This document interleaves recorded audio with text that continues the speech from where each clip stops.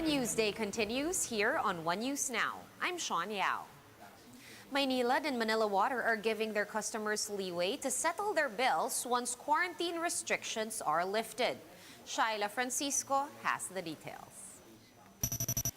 Liway has only paid her water bill 3 times since the onset of the COVID-19 pandemic. Because of this, her bill has skyrocketed to 44,000 pesos. She fears that her water lines will be disconnected after the modified ECQ period.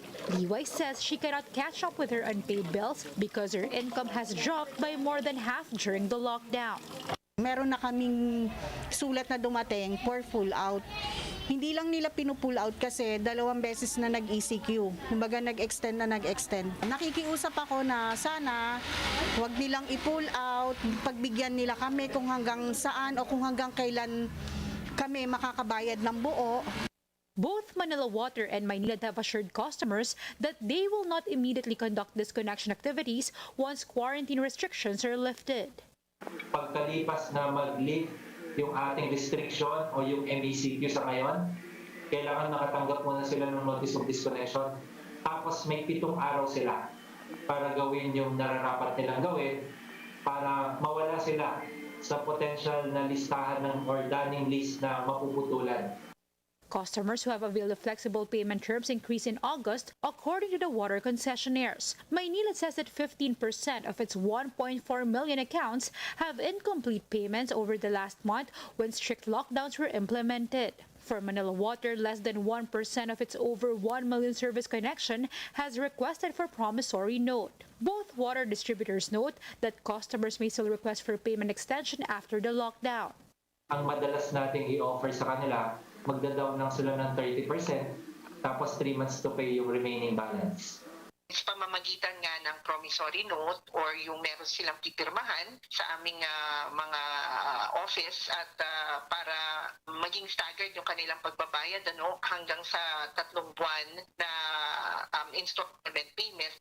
Maynilad and Manila Water have advised their customers to contact their territory managers or zone specialists in applying for payment terms. For now, they are also asking customers who can pay their dues to do so, as this will impact their operations. Shaila Francisco, we are One News. Over 137 million more COVID-19 jabs are expected to arrive in the Philippines for the remainder of the year. Vaccine czar Carlito Galvez Jr. said some 25 million of the shots are scheduled to arrive this month. So far, the country has received over 51 million jabs from various pharmaceutical companies. 31 million of these shots were procured by the national government, while the rest were donated. Because of this, Secretary Galvez has expressed confidence that, quote, "We are making significant work towards a better Christmas." We're going to pause for a quick break, but we will be back with more stories after that. Stay with us.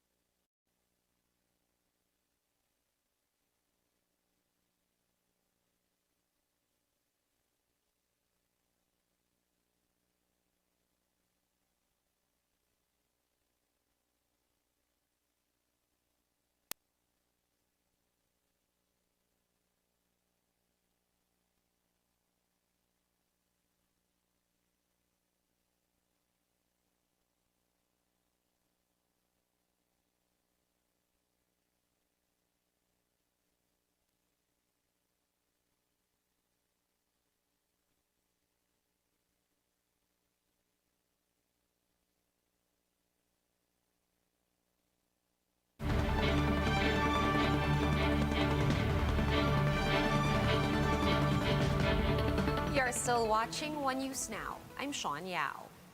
Food business owners are coming up with all sorts of innovative ways to stay afloat as the pandemic rages on.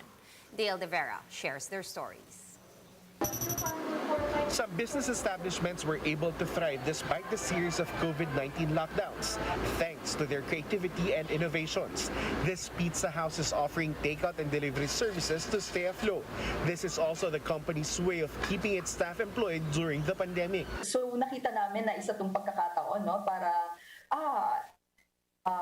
madaling puntahan ng mga customers natin yung stores para sa mga take-out customer. At the same time, para din sa mga delivery naman, yung kahit gabi na pwede pa tayong magpa-deliver kasi pag nasa mall ka, may oras yung mall, di ba? Lalo kung may curfew nga, mas maaga pa. So ngayon, nakita namin yung ganung opportunity na mas mabilis, mas madali. While some businesses have managed to keep up with the trying times, others had no choice but to shut down, partly because of fewer customers. Some food kiosks have no choice but to convert to cloud kitchens, even if it means lower sales. Cloud kitchens only offer delivery services. George Wineke, president of the Association of Filipino Franchisers and owner of Tokyo Tempura Store, said there's no other way to continue operating without shifting to the digital space. Wineke said he had handed out franchises even without asking for fees and gave food trucks to those starting out to help them earn a living. Everybody has mastered how to innovate. So if you're going to look at and observe the whole market, the whole world, they're all innovating. This restaurant in Quezon City, meanwhile, has its own way of adhering to the government's no dine-in policy. Customers will just order online and food will be delivered to their cars for them to consume dine-in style. Queen Punzal, owner of the store, says they needed to be creative to survive the third ECQ period. Her business has just been open for a month when the pandemic hit, so they needed to find new ways to attract customers. So luckily naman for us, this month, yung August, medyo maulan and then gloomy, ganyan. And then most of our customers are, requesting if they can come and dine secretly, pero that's prohibited eh. And then I told my team na, okay, sige, let's just go with the park and dine. For News 5, Dale De Vera, we're One News. The Philippines' COVID-19 caseload has breached the 2 million mark amid another surge in cases. Over 14,200 fresh COVID infections were logged today, bringing the active case tally to almost 141,000. The virus killed at least 86 more patients, which has pushed the death toll to over 33,500. Meanwhile, recoveries have hit more than 1.8 million with over 18,700 new survivors today. Out of some 51,000 individuals recently tested for COVID-19, around 26% yielded positive results. Time now to take a quick look at today's other top stories. The Commission on Elections has approved the resumption of voter registration in modified ECQ areas starting September 6. Spokesman James Jimenez said that offices will be open from 8 a.m. to 5 p.m. Meanwhile, voter registration booths in malls will also reopen next week. The Philippines and United States Coast Guards conducted a joint maritime exercise at Subic Bay in Zambales on Tuesday.